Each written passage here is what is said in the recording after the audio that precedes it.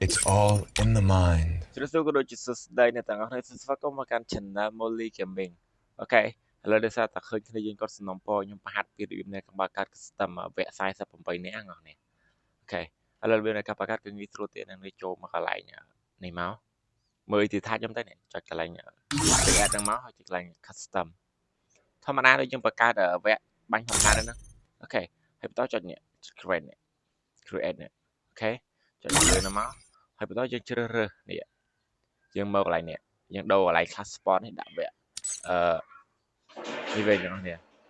battle នេះវិញ battle royale នេះវិញចឹងវាចេញជាវគ្គ48នេះឯងហើយយើងអាចជ្រើសរើស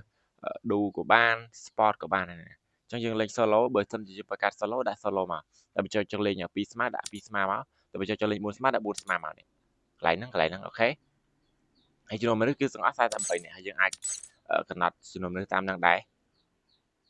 នេះកន្លែងចំនួនមនុស្សទាំងអស់នេះចឹងយើងអាចដាក់32ក៏បាន20ក៏បានដែរក្រាច់ត្រាច់តែយើងឥឡូវខ្ញុំដាក់ដូរទៅ2នាក់ទៅហើយទៅមកកន្លែង game គឺយើងអាចដាក់តកអត់ចេះអស់បានគឺយើងបើកកន្លែងនេះមួយមក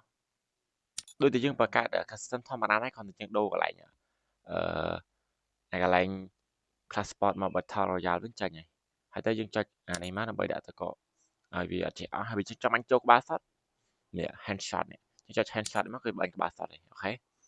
ហើយកន្លែងនេះគឺយើងកន្លែងយើងជាកន្លែងត្រីភ្លើងកន្លែងណាអូខេអានេះកន្លែងឈាមកន្លែងឈាមកន្លែងផ្សិតគេអាចសេរីទៅនេះបានហើយឈាមយើងដាក់ធម្មតា200ធម្មតាទៅ simple ទៅហើយទៅបន្តមកពីហើយយើងចុច create មកនេះ create row មកគឺយើងអាចនេះបានខ្លះនេះគឺអាហ្នឹងវគ្គ48នាក់គឺវាងាយស្រួលទេអត់ពិបាកទេអញ្ចឹងយើងអាច invite គេមកនេះ invite គេមក